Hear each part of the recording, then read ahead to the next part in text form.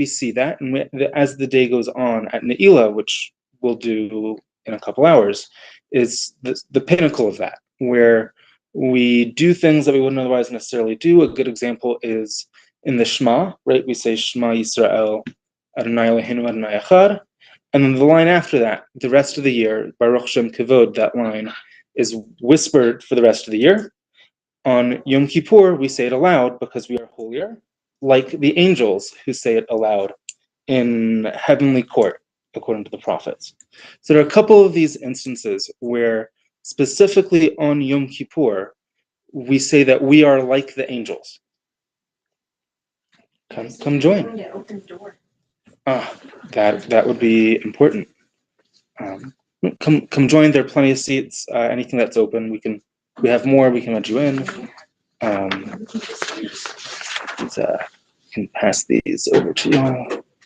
There we go.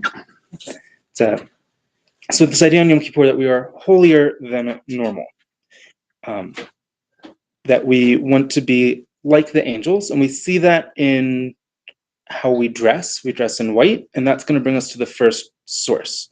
So any volunteers to read Shulchan Aruch, this first, Brian, sure.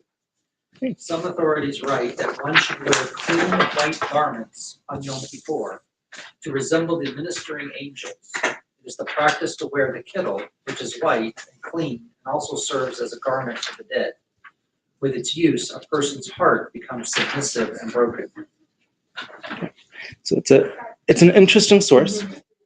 So there are a couple elements here, right? One is we wear white on Yom Kippur, right? Many of us do this. This is some authorities' right. So if you're not wearing white, you're in good company. Some people think that you wear white, and the idea is literally to dress, to look like angels. And the way that we do that is really odd, right? We do this in a way where we wear a kittel, we look nice and bright and white, and the kittel at the same time is literally our death shroud, which makes it a very odd vehicle to be dressed in for when we're praying for life. So is the kittel in addition to the shroud? The kittel,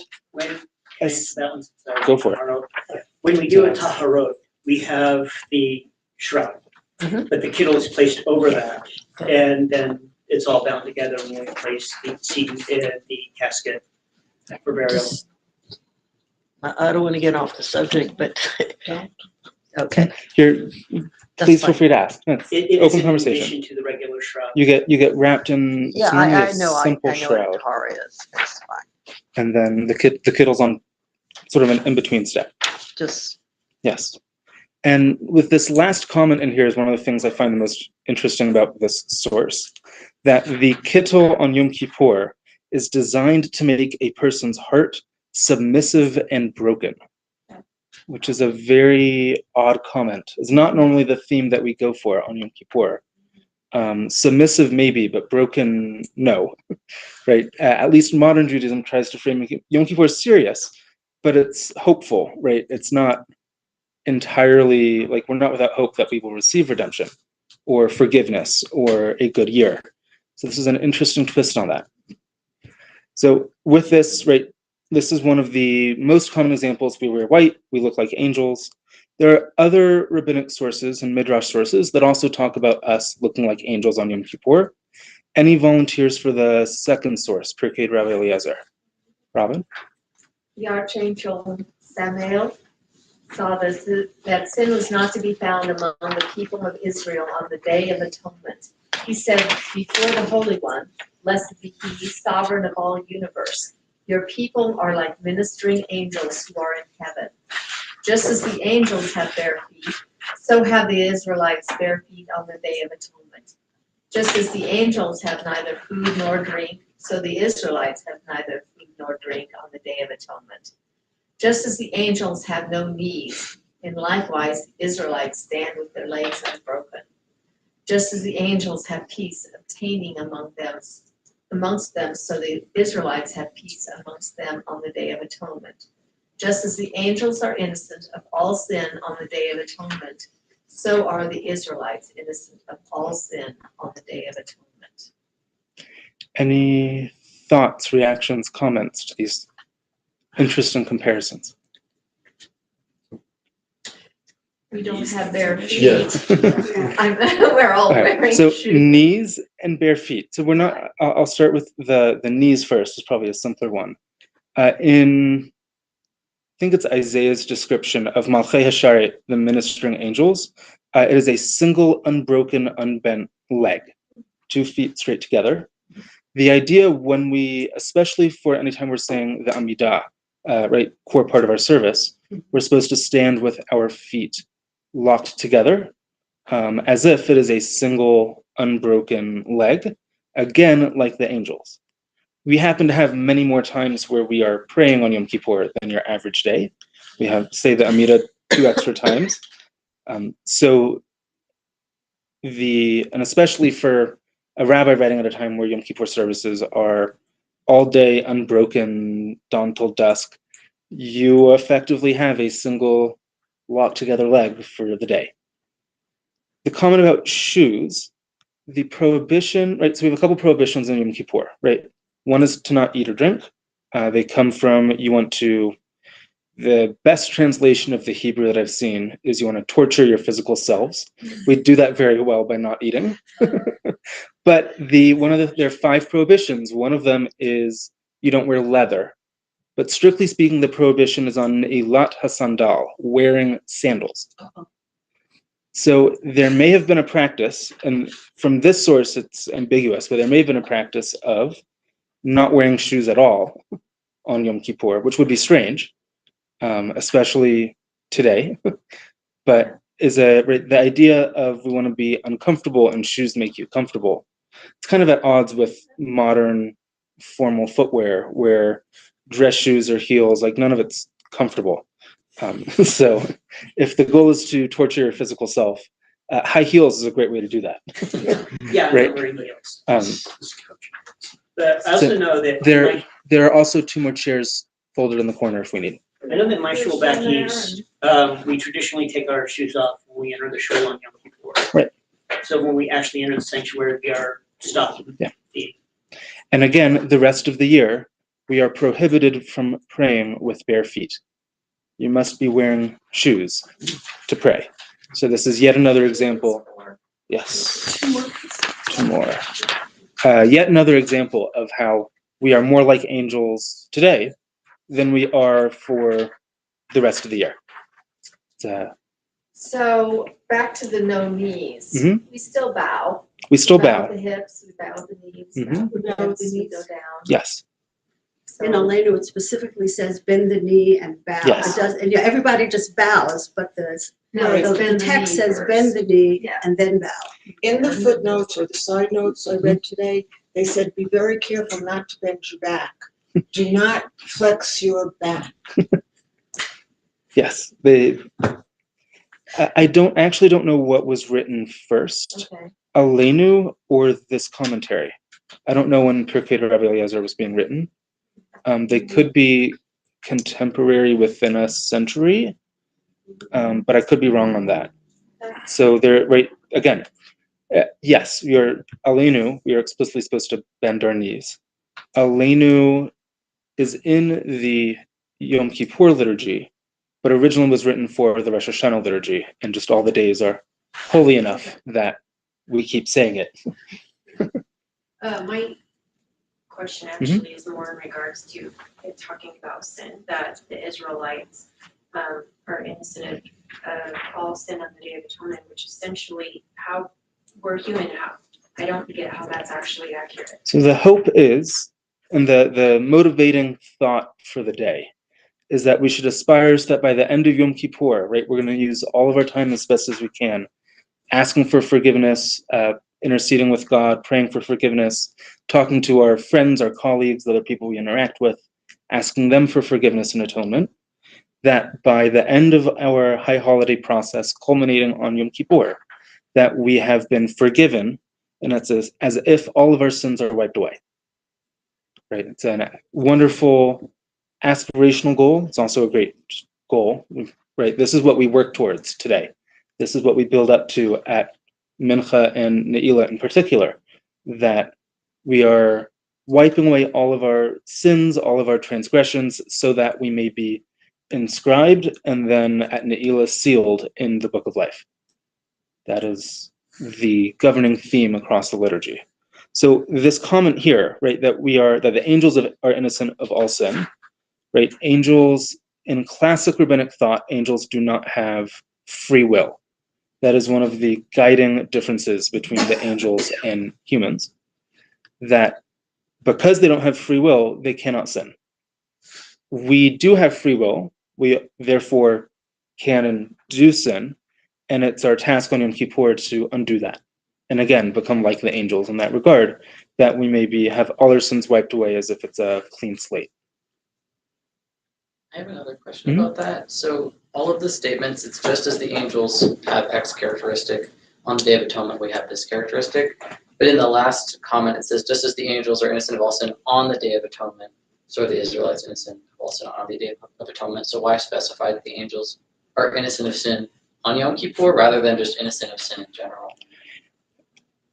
Most likely it's a rhetorical device, to be honest. It's how Rabbi Eliezer in his writings does this often. He'll say, just as this, so too this, and create, right, this is a list of 5, 6 things. He'll just run off these massive lists of, oh, I have a bunch of comparisons here, and I'm going to format them all the same. And you're absolutely right, the angels are going to be innocent of all sin on all the other days too, but that doesn't make the rhetorical point. So. Kind of on that note, I'm kind of curious, how are the angels in judgment as well if they have no sin? Right, so the angels are just kind of around. They are figures in, according to at least the very interesting visions that are transcribed by the prophets, the interesting visions they have of God, heavenly court, sitting on a throne. These angels are there. They very clearly do judge us, but their judgment doesn't matter in some ways. On many of these points, there's no consensus in any of the writings. Everybody seems to write their own thing, both in Torah and prophets and writing sources, but then also later rabbinic thought. So Samael, who's the archangel that is being described by Pirkei Rabbi Eliezer here, is the Christian equivalent would be like the devil, but at this point in Jewish writing, he's called the prosecutor. He is the angel of destruction, and it is his job. He's the one that goes out and brings our transgressions, watches us, brings our transgressions, and tells God about it and reports on us later. It's a very interesting. Yes. He's a holy Elf on the tattletale. shelf. Yes. It's a very interesting character. Where did you find out about it? So Samael, as an idea and as a name, shows up post-biblical writing. So Book of Enoch is non-canonical, right, from the same era, but is not in Torah, Nevi'im, Ketuvim. Talks about him a lot as a character, and other rabbis began to comment on him around the same time. So he's not strictly speaking a Torah character, he's a rabbinic character. And then they go out and describe other incidents and say, oh, that was Samael. So they say the angel of death that walked through Egypt and killed all the firstborns. That was Samael. And they make comments like this. Most of those comments are from 1st, 2nd century through 6th, 7th century. And we'll see this with as we transition in a moment to talk more about the devils. Jewish thought on these type of supernatural beings evolved drastically very quickly, and there was a shift that sort of moved away from many of these types of interactions and conversations around Maimonides' time. Maimonides being the scholar and the scientist, pushed many communities to abandon the ideas of the supernatural. For people just coming in, we have handouts people need. Do you want to pass some of these around? So we did have supernatural. Absolutely. I mean, devils. Yes, we still talk about the angels every Friday night. We welcome them into our home. Shalom Aleichem, welcome to you, Malchei Asharet, the ministering angels. Right? Every Friday night. So we're going to sort of transition, right? And how this rhetorical device is being used is a good question. This is my last one, so after this, everyone has to share. We can share. Right, we had this sort of parallel structure that Rabbi Eliezer used, introducing all these things, just like angels, just like us. Elsewhere in Talmud, so this is actual Talmud, not rabbinic thought. Well, it's sort of rabbinic thought, but it's Talmud thought.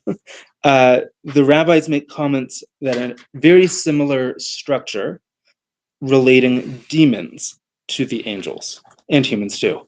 Can I get a reader for the last paragraph on the page? Have you guys 69? Yes. The sages taught 6 statements were said with regard to demons.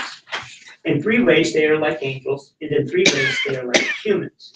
The text specifies, in 3 ways demons are like angels. They have wings like angels, they fly from one end of the world to the other like angels, and they know the future like angels.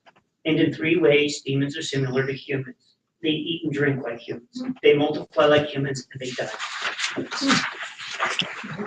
So there's no gender. I always thought. Interesting juxtaposition. The angels don't die, but demons do. Yes. Mhm.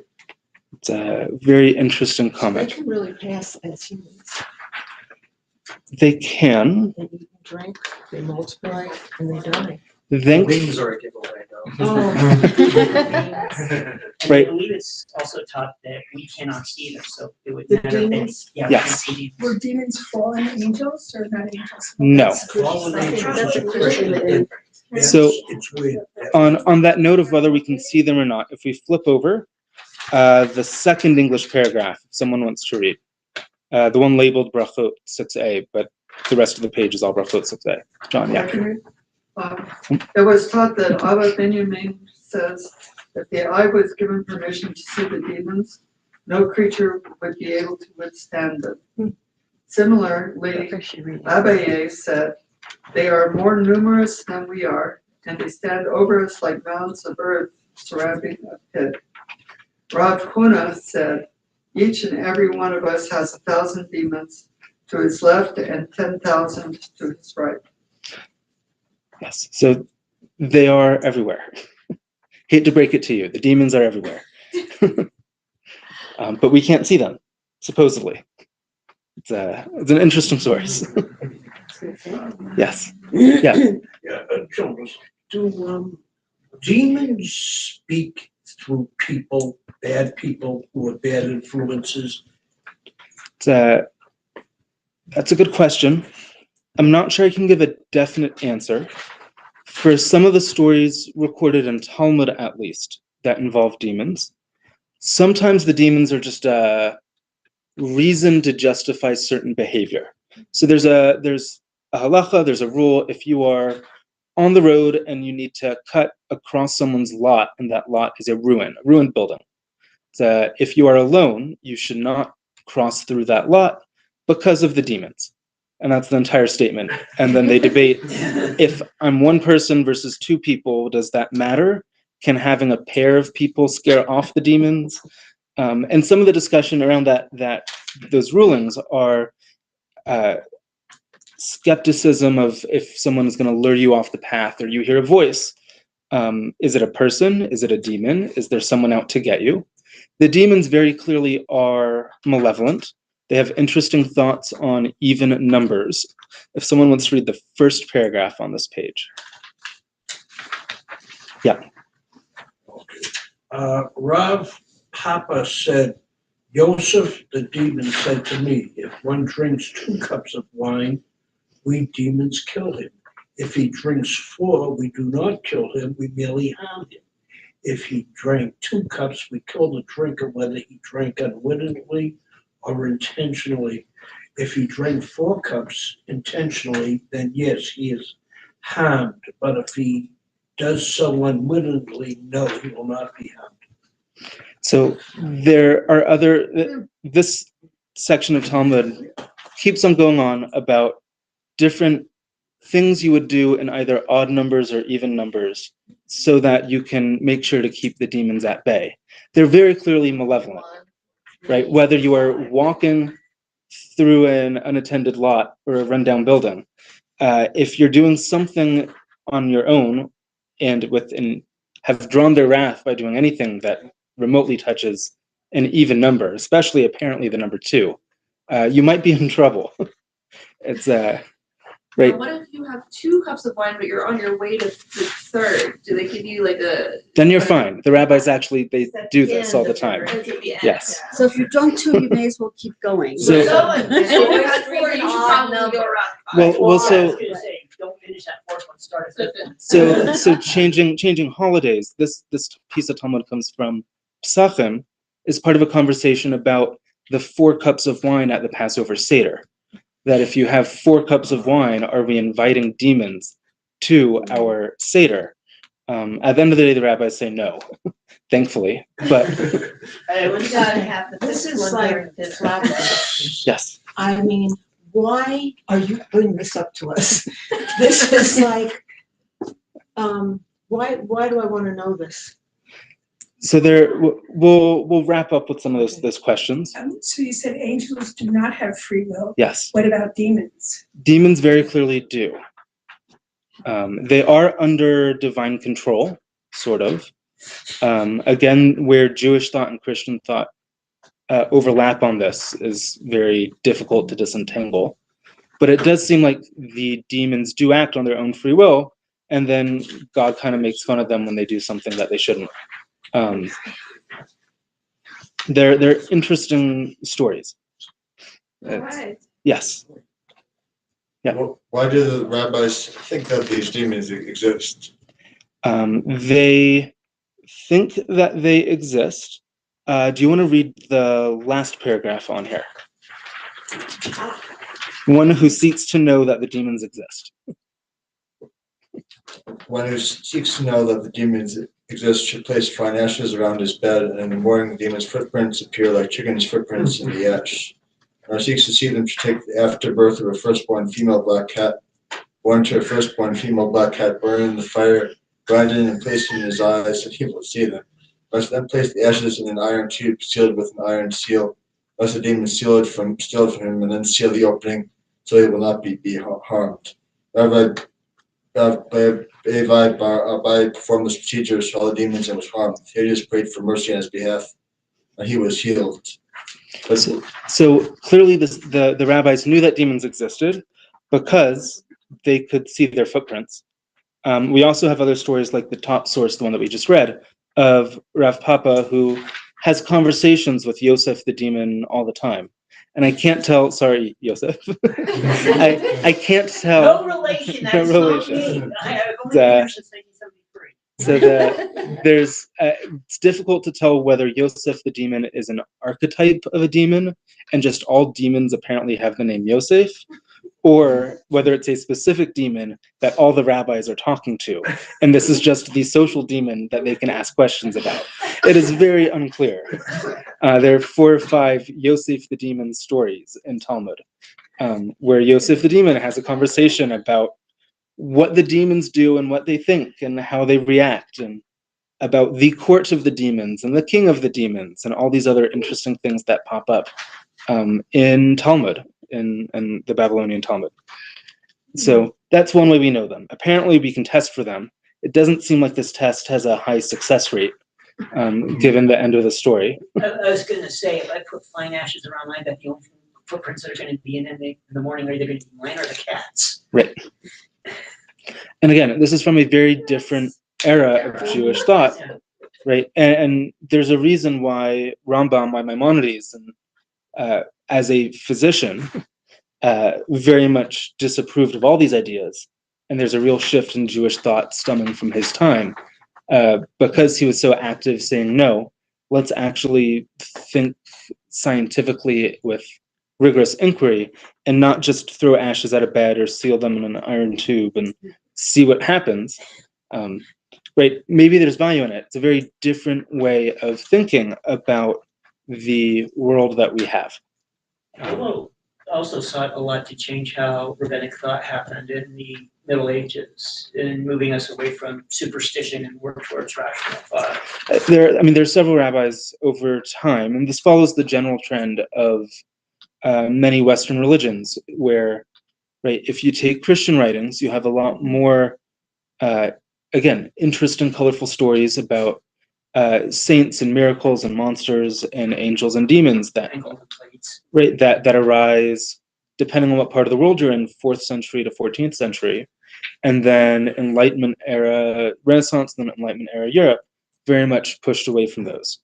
The Muslim world started scientific inquiry comparatively sooner, right? We generally say that's like 8th, 9th, 10th centuries, which is more the era that Rambam, that Maimonides was writing in.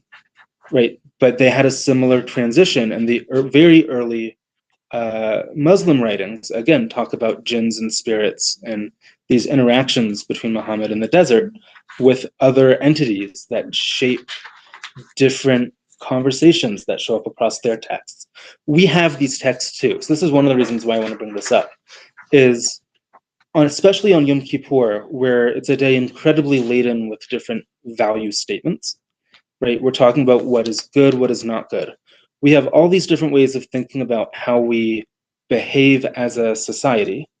And one of the reasons I want to highlight conversations like this, comparing us to the angels, how we're described, how we compare that to the demons.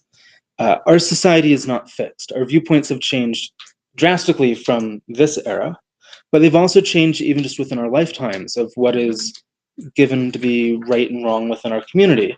Right, conservative Judaism, as we know it, didn't really exist 150 years ago. Right, it is a very modern definition of what it means to be Jewish. So even there, we see these types of changes.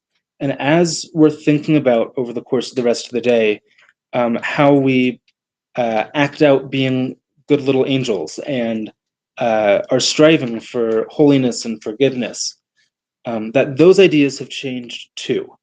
It's not just as simple as, right, we are holy beings, we have rules, we follow them. What those rules are, what they're intended to do, why we do them. There are rules that we used to do because of demons.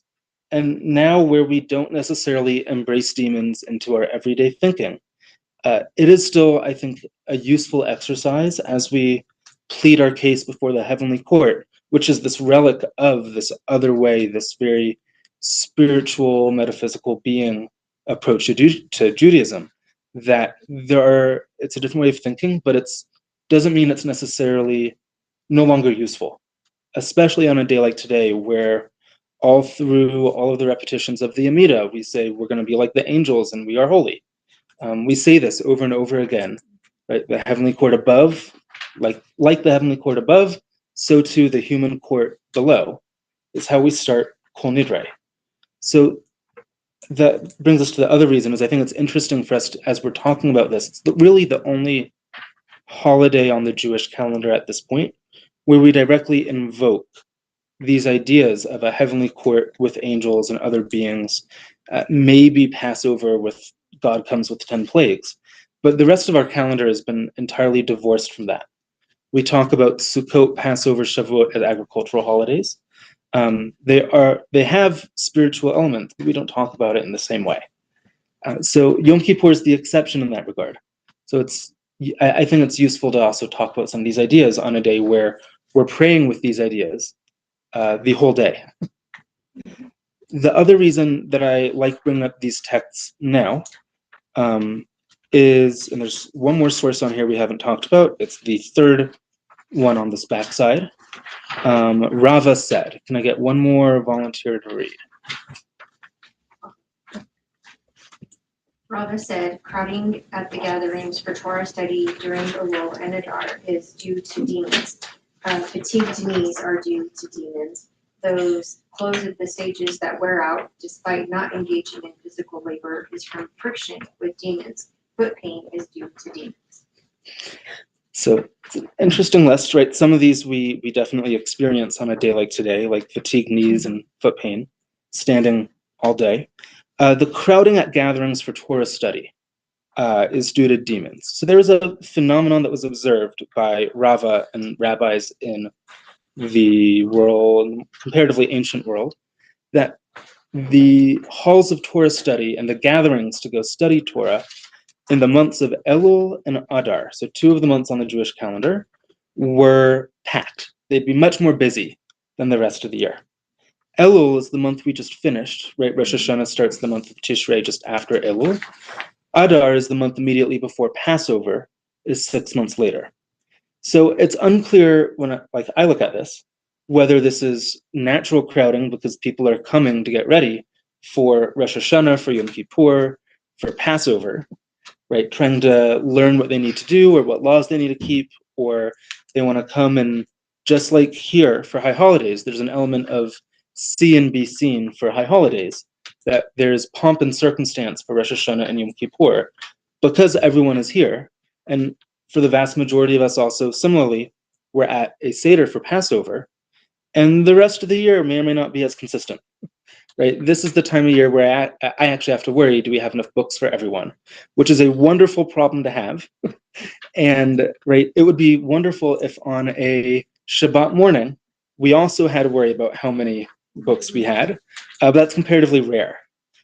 And it's interesting that Rava ascribes this phenomena of extra turnout around the holidays as being due to demons. It's not actually more crowded. It's just the demons taking all the extra spots.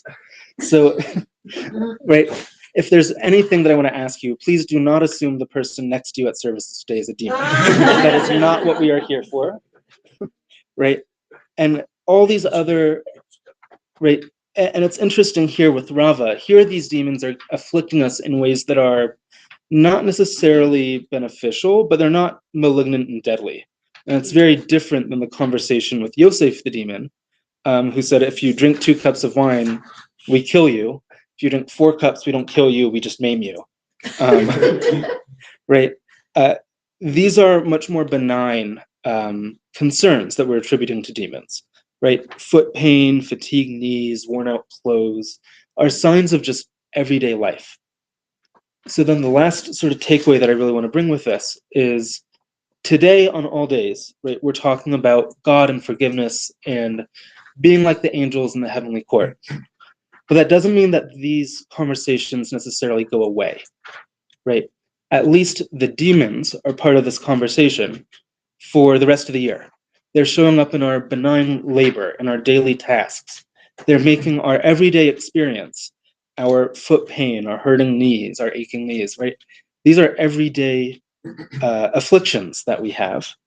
If the demons are with us every day, so too we should strive to invite the angels to also be with us and to mimic their behavior to the best that we can, moving forward from today as well.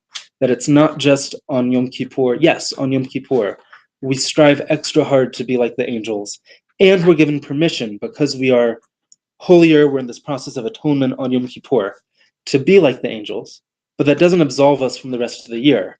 And this conversation about angels, demons, humans, and these types of beings today, it's a good push for us to try to act more like angels, be more holy, and embrace that holiness into the rest of our daily lives. And maybe that'll combat some of the, won't necessarily soothe the pain in your knees, but it'll give you other reasons and motivation for your daily struggles and afflictions that I wish frames hopefully the rest of your year for the positive. Are demons mentioned in the Torah? Demons are, it's a good question. So a good example, Samael, right, the archdevil, I think was the archangel that was used here, is in this weird category. It's clearly not a demon, and we ascribe certain Torah characters to him. In the Torah itself, in Torah, 5 books of Moses, we do not talk about demons. In the prophets, we tend to not talk about demons for the most part. And then in the Ketuvim, in the writings section, they pop up a good amount. There are several dialogues with Eov, with Job, with demons. It's a long book, but if you struggle through it towards the middle, Job has some pretty wild conversations about why me, what's afflicting me, why are these demons haunting me? And the demons talk back and say, we're haunting you for these reasons. There are also conversations, Daniel has one or two elements with demons in there as well. Other than that, most of our demon sources come from rabbinic thought and rabbinic literature. We still believe that there's a Yetzer Hara and Yetzer Tov, which is similar, and we don't have any problem believing that. Correct. Yetzer Hara and Yetzer Tov, your positive inclination and your evil inclination, are definitely later Jewish thoughts than any of these conversations about demons. Those really don't show up until early to Middle Ages. It's a much more modern, and probably bled over from the Christian ideals in Europe at the time, but we've embraced them anyways. And it's clear from some of these conversations about demons and angels, it's not a foreign idea. So it found a home latching onto other concepts, and it makes Yom Kippur very interesting, trying to disentangle where all of these different themes come from. What about the snake in the Garden of Eden? Was that demonic? So the snake is a snake. Is very clearly not a demon. Is actually a talking animal. Snake very different from the snakes that we know. That one could talk and two had feet. There are a list of things that the rabbis ascribe to having existed before creation. Right. So Bilam's talking donkey, which shows up in the Book of Numbers, the snake in the Garden of Eden sometimes is included in those lists. The demons are also sometimes included in those lists. Again, so the short answer is no. The snake is different, but it's not such a foreign idea compared to many of what these rabbis were thinking of at the time. Yeah. So,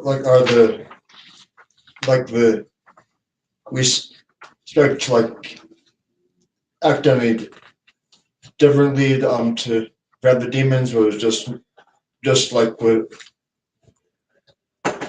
follow the halakha and the laws and stuff like it, and not just ignore the demons. Just how is supposed to how are we supposed to think about the So how do we think about daily Jewish practice with demons? Right. The upside is we can't see them. So in some sense, it matters less. There are certain halakha, certain rules that we have that come because of demons. Many of them strongly overlap with common sense, right? If you are traveling on the road and you're going to cut through an abandoned lot, do not do so if you are alone.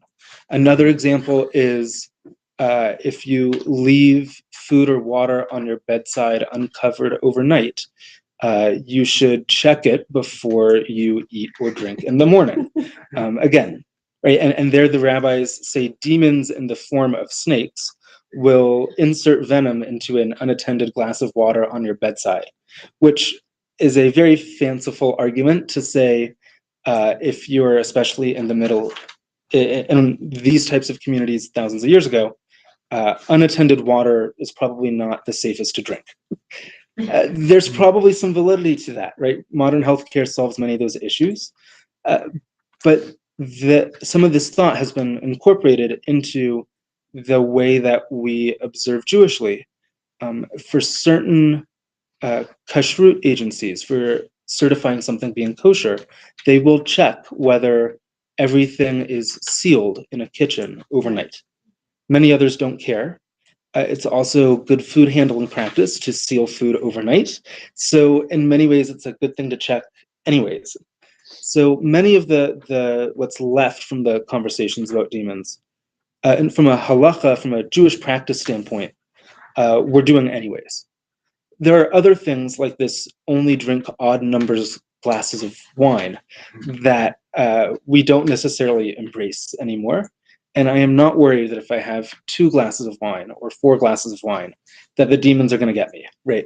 So in some of these where this is not necessarily common sense, we have abandoned them and no longer worry about the demons.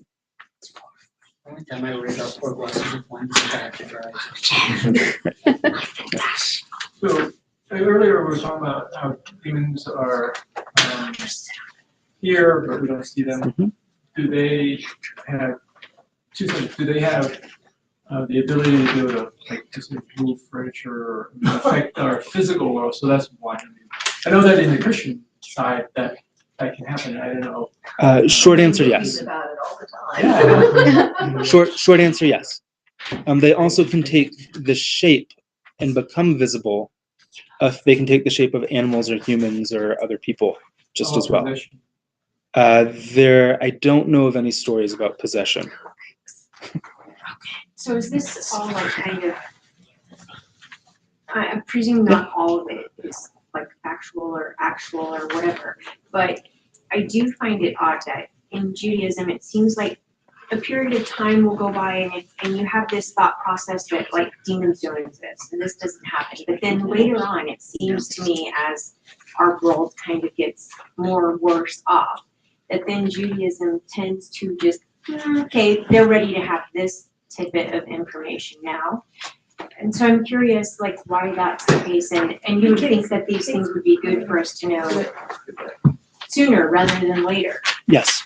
And so I'm just kind of confused on that. Yeah, no, it's I'm confused too, right? Why, as a religion, we embrace certain streams of thought and abandon others at each time is interesting and curious. And right, there are many ways that we do this, where we have certain practices that we used to do and have abandoned, or that we didn't do and now we do.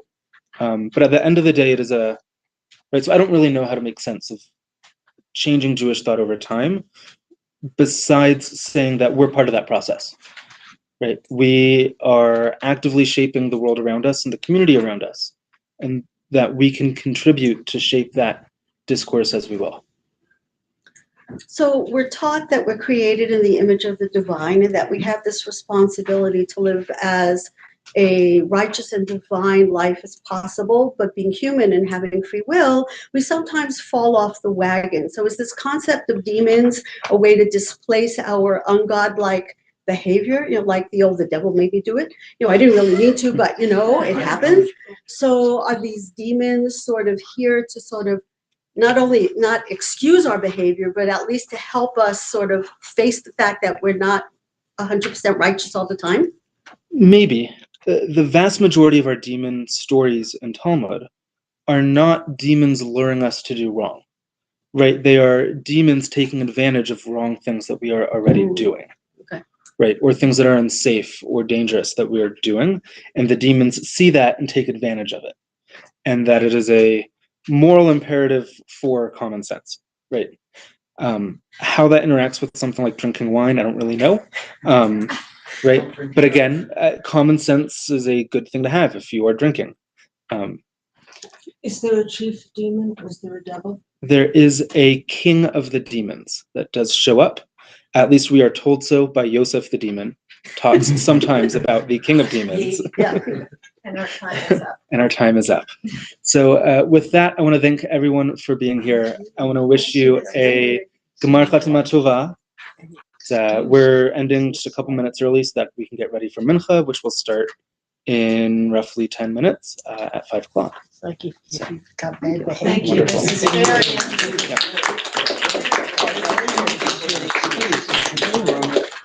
Jones, can I ask one more? Yeah. Can we say that the goal of demons is to make us lose our faith in Hashem? I won't be as arrogant to say that's a goal, but I think that is a fair association. That there are elements that the demons, right, take advantage of our weaknesses and or right, they don't tempt us or test us, but they do point out when we've done something wrong. You've had too many glasses of wine, so we will seriously maim you. Right. I have enough glasses of wine, so we'll Right. So the rabbi solution in that case was always just drink one more. And that way you have an odd number of wine glasses and you're fine. There was a story I saw, that's why we removed the 10 drops of wine from that one cup. Yeah. It depends on the size of. It's not a full cut. So this, if you want to learn more about this kind of thing, they'll pretty much just tell me or. There's a lot in Talmud. There are some in other sources. You might have information later. Yeah.